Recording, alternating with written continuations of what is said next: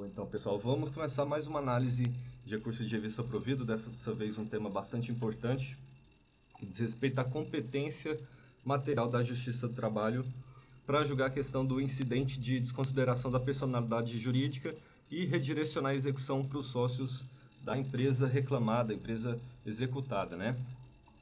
No caso de hoje a gente tem, são 16 páginas, mas a gente obviamente não vai analisar tudo. Eu confesso que dessa vez eu não tive tanto tempo para analisar esse recurso previamente, então vai ser naquele esquema de quem sabe faz ao vivo, né? Você faz outros cursos aí, a pegada não é a mesma. O que me chamou a atenção no seu trabalho é a sua experiência, é o modo como que você vê, né? A primeira coisa que a gente olha é isso aqui, aí vem para cá, vem para cá. E à medida do possível que eu sou atendido, é lógico para mim, né? Não tem como não dizer que não está valendo a pena, não está compensando. Já vamos começar na primeira página, ok? Endereçamento para a presidência do TRT da Sexta Região, que é o TRT que prolatou a decisão recorrida, qualificação das partes aqui, indicação de que vai interpor recurso de revista, a questão dos pressupostos de admissibilidade, que tem que ser analisado de ofício pelo TST, então não necessariamente você precisa indicar esses pressupostos aqui. Quem for analisar o processo no TST já vai ter que ver essa questão, né? Mas é sempre indicado facilitar o trabalho da outra parte, né? Então, veio aqui o recorrente, que era o reclamante exequente, indicou a questão de publicação do acórdão, né? Falou da justiça gratuita, abertura do tópico sobre transcendência, que não precisa ocorrer, né? Também é uma questão que tem que ser analisada de ofício pela turma do TST. Mas vamos ver o que a parte falou aqui sobre a questão da transcendência.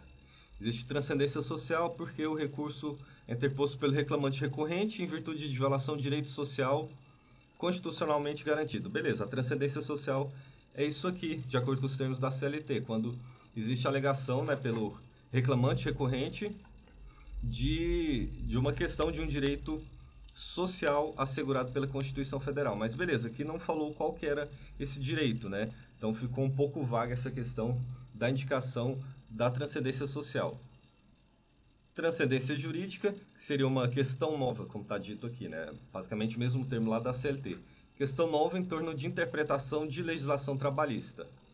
E aí o que a parte disse aqui? Que a Lei 14.112 de 2020 trouxe impacto sobre legislação trabalhista sobre a aplicação desta lei no âmbito laboral, bem como quanto à manutenção, olha que é a questão que vai ser discutida aqui nos autos, manutenção da competência material da Justiça do Trabalho para processar e julgar o IDPJ, nos termos do artigo 114, inciso 1 da Constituição de 88. Constatada-se a transcendência jurídica. Beleza, esse tópico aqui ficou melhor fundamentado, né? Bom, requer recebimento do RR, intimação da parte contrária para apresentar contrarrazões, 8 dias, 900 da CLT e remessa ao TST. Ok, já vamos para a terceira página de 16, aqui só tem a indicação dos advogados, né? Já podemos ir para a quarta página. E aí aqui é o endereçamento para o TST com as razões recursais. Novamente, porque é feito de praxe, né? Indicação de recorrente, recorrido, número do processo, vara de origem, considerações iniciais, vamos ver o que a parte diz aqui. Ab início, cabe mencionar que já há o esquadrinhamento das situações fáticas por parte do acórdão regional, razão pela qual não se vislumbra revolvimento de fatos e provas. A parte está indicando aqui que não incidiria a súmula 126 do TST, porque é uma discussão de caráter jurídico, né? Mas apenas há necessidade do correto enquadramento jurídico. Ok, discussão puramente jurídica mesmo, não tem questão de reenquadrar os fatos e provas, porque a gente vai ver que de fato é uma análise apenas de questão de direito.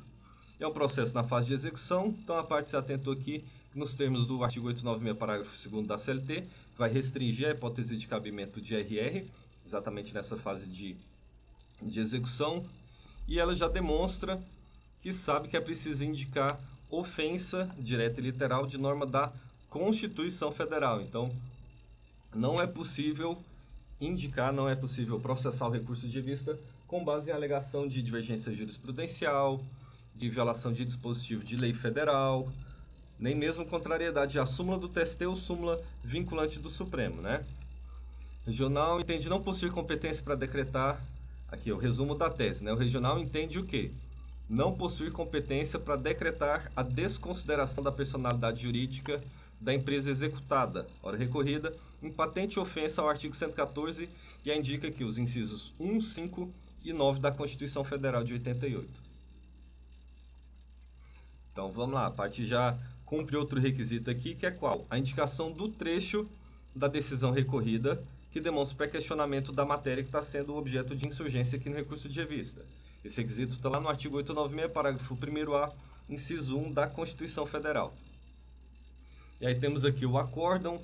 Inicialmente, eu dei uma olhada rápida agora há pouco, parecia que era um acórdão na íntegra, porque a gente vai ver aqui que tem 3 páginas. Mas como tem esses destaques aqui em negrito e sublinhado, é aceito esse procedimento. Mas vamos lá ver o que aconteceu, como que está esse tópico aqui. Tá, dada essa consideração da personalidade jurídica. Só um resumo do que a parte fez aqui no recurso, no agravo de petição, na verdade, né? O exequente pugna pela reforma da decisão. Isso aqui não demonstraria o trecho do pré-questionamento, porque só está narrando o que o exequente queria aqui. Fala da argumentação que o exequente utilizou, né? Vejamos. Consta dos autos que foi decretada a falência da executada em 2021 pelo juízo da vara civil nos termos da sentença tal. Ok, então foi decretada a falência da executada. Eu destacaria esse trecho aqui porque é importante para discussão.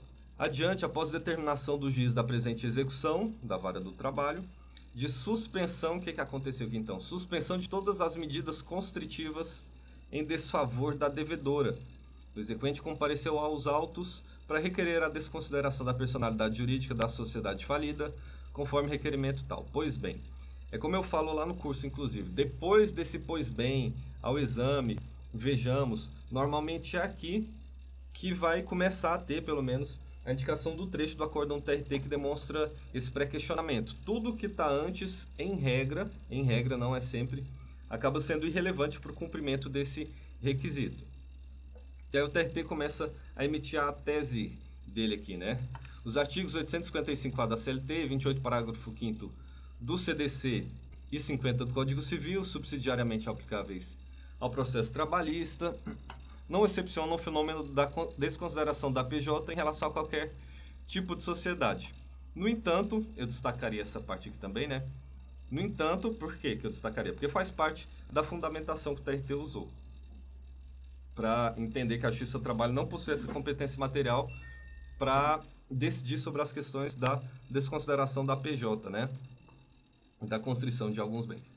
No entanto, nos termos do parágrafo único do 82A da Lei 11.101, a desconsideração da PJ, da sociedade falida, para fins de responsabilização de terceiros, grupo socio-administrador, por obrigação desta, somente pode ser decretada pelo juízo falimentar, o juízo da falência lá da Justiça Comum. Então essa parte aqui também é interessante a gente destacar, né? Eu pegarei essa parte aqui, em que registra que é incontrovérsia, né, que ficou comprovada a decretação da falência da executada, que houve a suspensão de todas as medidas constritivas, e esse argumento aqui, que envolve a discussão jurídica sobre a aplicação do 82A da Lei 11.101, de 2005, em relação à questão da desconsideração da PJ, de sociedade falida, pelo juízo falimentar. Tem trecho aqui, o TRT vem e destaca, sublinha esse parágrafo único, né, do 82A da lei. Não precisaria da gente destacar, porque na verdade a tese adotada pelo TRT vai estar um pouquinho mais para o final. Mas, como eu falei, eu também destacaria aquela parte que faz parte da discussão, da fundamentação que o regional usou para entender pela incompetência da Justiça do Trabalho. E aí, artigo 5º, inciso 3 da Lei 14.112, vamos ver aqui. Acrescento que, mais um argumento aqui, acrescento que a legislação contém regra de direito intertemporal recomendando aplicação somente aos pedidos de falência ajuizados após o início de vigência, ou seja, em 23 de janeiro de 2021.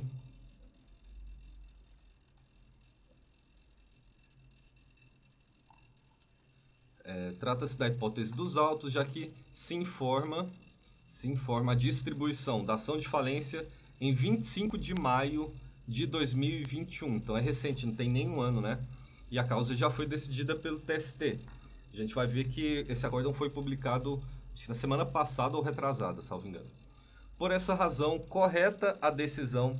Olha aqui, por essa razão qual? Pelos fundamentos anteriores, né? Por isso que eu falei que eu destacaria aqueles trechos, porque essa consolidação aqui, por essa razão, envolve esses fundamentos que a gente destacou antes. Correta a decisão de primeiro grau, uma vez que, em tal data, foi declarada aberta a falência da empresa tal, a empresa executada. Logo, esta justiça especializada não possui competência para apreciar o pleito de desconsideração da PJ e direcionamento da execução em face dos sócios da executada. Então, ficou faltando aqui, né?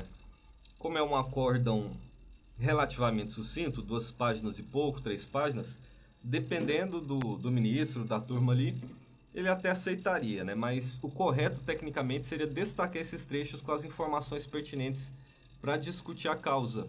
Aqui ficou somente, basicamente, a conclusão do TRT de por que a Justiça Especializada, que a Justiça do Trabalho não tem competência, né? Ficou o fechamento apenas.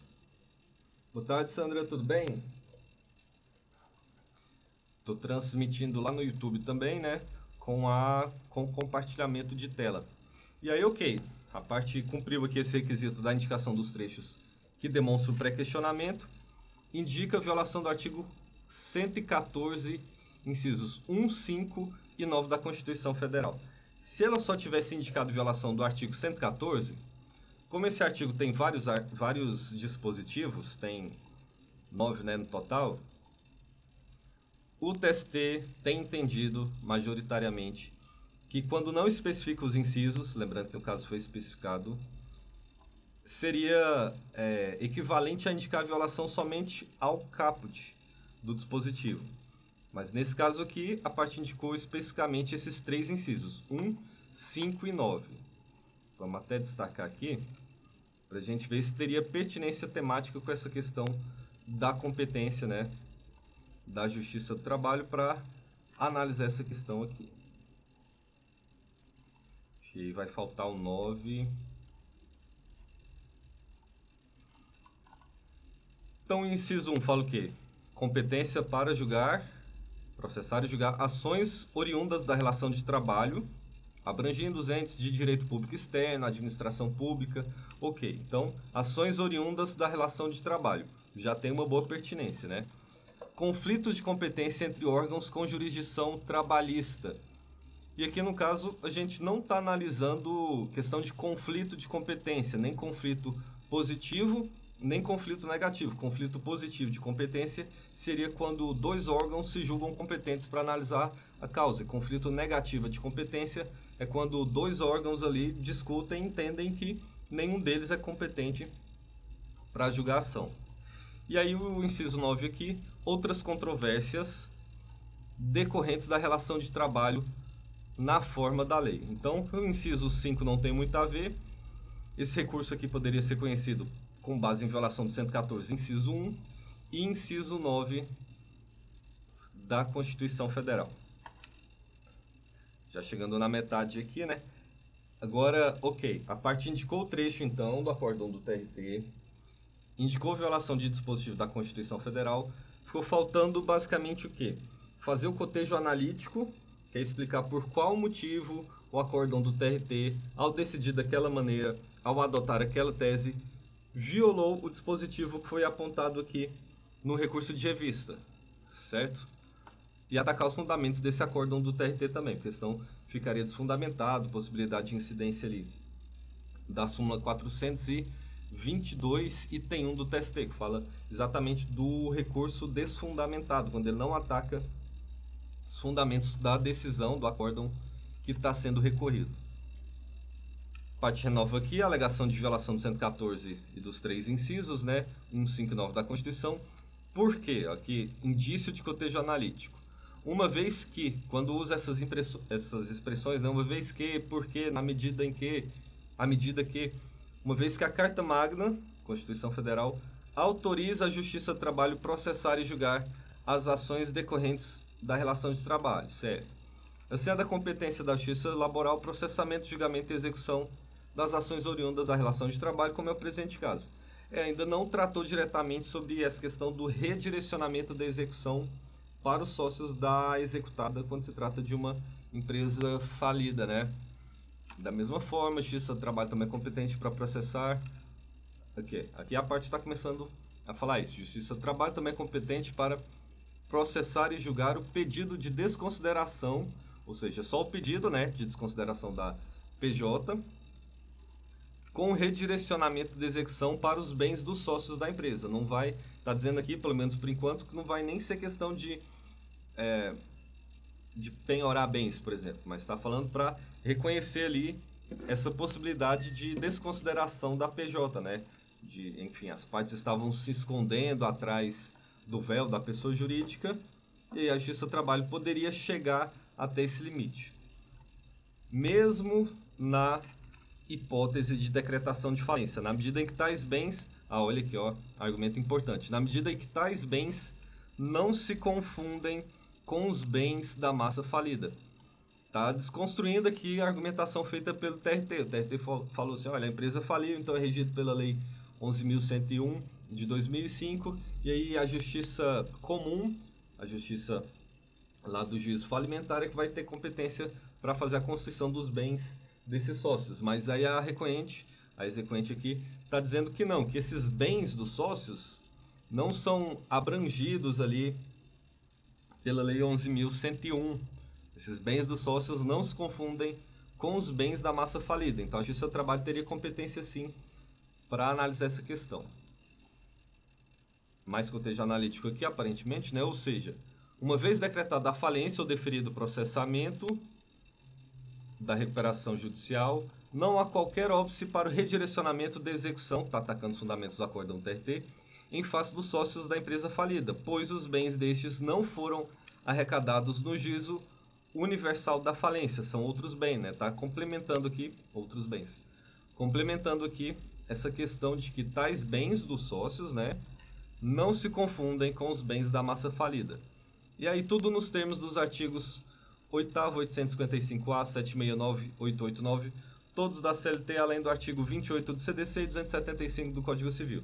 Legislação infraconstitucional não poderia ser indicada aqui, ou não teria aptidão para processar o recurso de revista, certo? Mas a parte só colocou esses artigos aqui, aparentemente, para contextualizar a questão. Tanto é que lá na abertura do tópico ela falou, olha, 896, parágrafo 2º da CLT, a demanda tramita na fase de execução, então só pode indicar violação de dispositivo da Constituição Federal. E é isso que foi feito mais acima, isso que está aqui na fundamentação do recurso. Não custa reforçar que não houve qualquer alteração constitucional sobre o tema, mas apenas edição de lei ordinária aplicável ao juízo universal. E aí mais um destaque aqui, né? A competência da Justiça do Trabalho para executar as ações trabalhistas permanece intacta. Indica novamente o artigo 114 da Constituição, que fala da competência da Justiça do Trabalho, e a Lei 14.112 de 2020 não atinge o âmbito da execução laboral. Está atacando justamente esse fundamento aqui, que estava no acórdão do TRT, da aplicabilidade da Lei 14.112. Onde que está? Vamos voltar aqui. Vou pegar especificamente. Eu já tinha dito aqui, né? Lei 14.112 de 2020, que alterou a Lei 11.101 de 2005, né?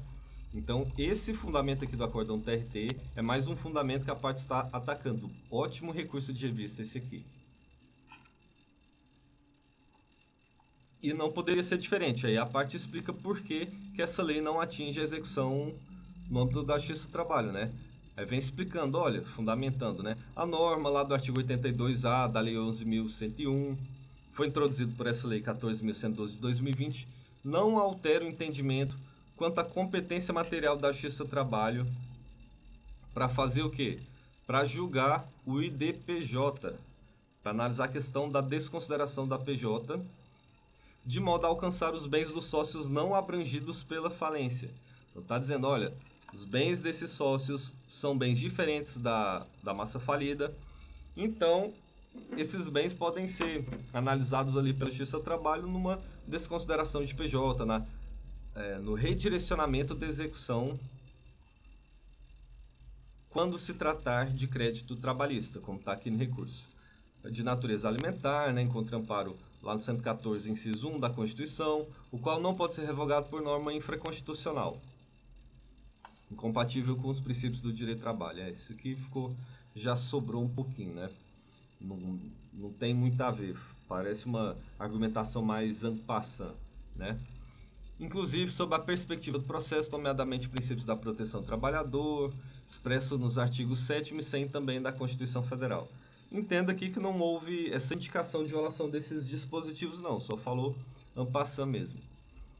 Você vem reiterando aqui, né? Olha, o artigo 82A da Lei 11.101 não traz mudança quanto à possibilidade de desconsideração da PJ na seara trabalhista.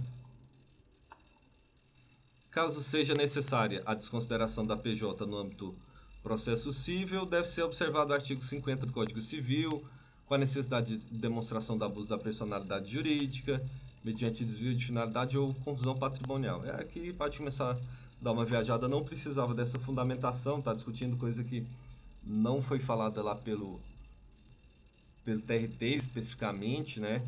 Até citou o artigo 50 do Código Civil, mas o fundamental para o TRT foi a questão do artigo 82A da Lei 11.101 de 2005. A parte vem insistir nessa argumentação, né, de que a restrição lá daquele artigo que a gente acabou de falar se refere à exigência de que no juízo falimentar somente admite a aplicação do artigo 50 do Código Civil, ou seja, a teoria maior da desconsideração, teoria maior, né, lá do Código Civil, não é a teoria menor que se aplicaria na Justiça do Trabalho, né?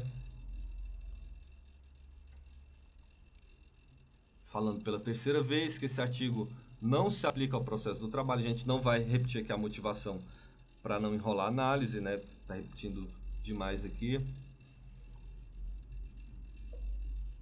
Vamos passar um pouquinho aqui, que vem interpretando novamente o artigo, né? Já no processo do trabalho, o IDPJ continuará sendo processado da mesma forma como sempre foi, até porque o juiz trabalhista é o único competente para desconsiderar em sede de reclamação trabalhista. Tudo nos termos do 114.1 da Constituição Federal. Beleza, não agregou muita coisa, né? A fundamentação que já tinha nas páginas anteriores já era suficiente. E apontando violação do 28 do Código de Defesa do Consumidor, 275 do Código Civil. Não vale apontar também contrariedade à súmula de STJ, nem mesmo no rito ordinário ou no sumaríssimo, ainda menos na fase de execução, né, em que inicialmente se admite o processamento do RR com base em alegação de violação de dispositivo da Constituição Federal.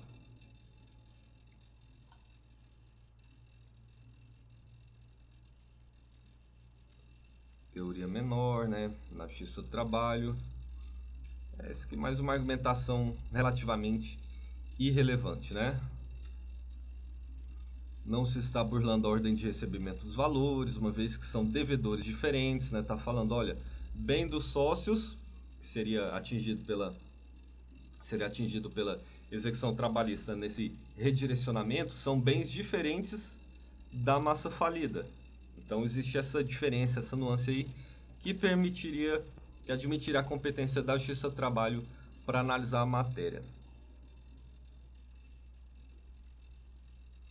Vai falando de algum dispositivo aqui, que é o parágrafo 10 do artigo 6º da Lei 14.112 de 2020, que foi vetado. Se foi vetado, não tem tanta importância aqui pra gente. Vai falando, observe-se o que diz o artigo 49, parágrafo 1º e o artigo 59. Certo, então não sei se mais para frente vai ter alguma fundamentação, a gente vai ver agora, mas só dizer que observe-se o que dizem os artigos tais não tem relevância. Você tem que explicar por que esses artigos têm que ser aplicados ou por que eles serão violados, algo nesse sentido. Essa análise seria um trabalho da parte que interpôs o recurso de revista, não do magistrado, né? Não teve cotejo analítico aqui, nem mesmo pré-questionamento, porque o TRT não falou sobre as teses desses dispositivos aqui. Por todo exposto, resta claro e evidente a competência material da Justiça do Trabalho para decretar e processar a instauração de DPJ e executar os bens dos sócios na Justiça do Trabalho. Mais uma vez, né, a quarta vez, vem dizendo que esse deferimento da recuperação judicial ou falência não impede redirecionamento da execução contra os sócios, né, no âmbito da Justiça do Trabalho. Por quê? Porque esses patrimônios não se confundem com os bens da empresa em recuperação judicial ou da massa falida. Já estamos na página 12 de 16. Agora a gente vai bastante rápido também. Por quê? Porque vai ter uma questão de divergência jurisprudencial aqui, que não cabe em fase de execução.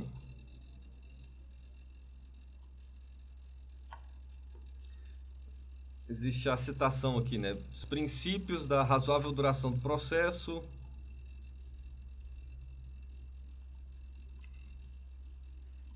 Né, que está lá no artigo 5º, inciso 78 da Constituição Federal. Só que não explicou muito bem porque que esse artigo foi violado, né? Artigos de legislação infraconstitucional, que não tem tanta importância. É o que eu sempre digo. Você pode citar esses artigos para contextualizar, como um argumento de reforço, dizer por que a razoável duração do processo, por que o devido legal não foram obedecidos, por exemplo, mas não podem ser o fundamento principal do seu recurso de revista em fase de execução. Súmula do STJ, nunca também, né? É o entendimento consolidado deste colendo do tribunal. Então, aqui a parte indicou não foi nem divergência jurisprudencial, porque só enfeitou, floreou aqui, ilustrou o entendimento do TST. A gente vê que é mesmo que fosse divergência jurisprudencial, é um acórdão em agravo de instrumento em recurso de revista. Então, a gente sabe que é um acórdão oriundo de turma do TST. Olha aqui, da 8ª turma, ministra relatora Delaide Alves Miranda, julgado recente, né, setembro de 2021. Esse outro acórdão aqui, salvo engano, da ministra Delaide também da 8ª turma, publicada na mesma data, aqui 17 de setembro de 2021. Outro acórdão de agravo de instrumento em recurso de revista, que é meu aluno sabe que isso não serviria como alegação de divergência jurisprudencial, mesmo no rito ordinário, agora da 6ª turma, publicado em fevereiro de 2021. Mais outro da 8ª turma, só que agora não da ministra Delaide, do João Pedro Silvestrin, junho de 2021. E agora um também da 3ª turma, lá do ministro Maurício Godinho Delgado, de agosto de 2021. Mas, enfim, não serviria como alegação de divergência jurisprudencial, mesmo que fosse um processo em fase de conhecimento aqui. E aí, fechando então, né? Assim, pode-se executar todos os devedores solidários ou apenas um. Deferido o IDPJ, é possível o prosseguimento da execução em relação aos sócios sucessores ou integrantes do mesmo grupo econômico. Após o cumprimento da condenação solidária, será extinta a obrigação em face da executada massa falida, certo? Não teve um fechamento muito bom aqui, não nesse parágrafo aqui, né? Por fim, anote-se que qualquer crédito eventualmente obtido e liberado ao exequente destes autos será informado imediatamente ao juízo falimentar, tudo de modo a evitar bis in idem, ou seja, não haverá qualquer prejuízo à empresa ou ordem de pagamento dos credores. Então, o exequente está falando, olha aqui, se forem atingidos os bens dos sócios do executado, se ocorrer o DPJ, enfim, eu vou avisar lá o juízo falimentar, que é para não ter esse pagamento duplicado, né? Os sócios pagariam os bens para executado, mas a empresa lá no juízo falimentar não teria esses bens atingidos aí para saldar essa execução. Por todo exposto, requer a reforma, né, que seja reconhecida a competência material da Justiça do Trabalho nos termos do artigo 114, incisos 1, 5 e 9. A gente viu que o 5 não é tão indicado assim para analisar a questão, porque trata de conflito de competência, requerimentos finais, reconhecimento, provimento, reforma do acórdão regional. Ok. E aí vamos ver qual que foi a decisão aqui do TST. O recurso foi conhecido por violação do artigo 114, inciso 1 da Constituição Federal, que é um inciso prioritário, né, para a gente reconhecer essa competência material da Justiça do Trabalho, principalmente nessa questão da fase de execução e DPJ, né? e foi dado provimento, isso aqui é um acórdão da quarta turma do TST, foi dado provimento para quê? Para determinar o retorno dos autos lá para a vara de trabalho de origem, a fim de que prossiga na execução da demanda conforme entender de direito. Então a vara do trabalho é um processo lá de Pernambuco, a vara do trabalho específica lá do estado de Pernambuco vai analisar a questão do redirecionamento da execução para os sócios da empresa executada.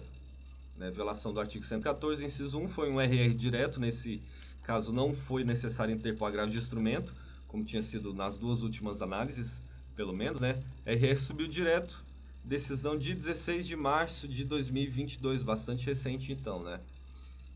E é isso, pessoal. Hoje a análise durou meia hora, basicamente, recurso de vista bastante importante, pode significar o saldo ou não dessas dívidas trabalhistas, que a Justiça do Trabalho reconheceu. Recurso de vista muito bom, 16 páginas no total, poderia ter sido menor, poderia ter ali 6, 7 páginas no máximo, contando com o acórdão, né?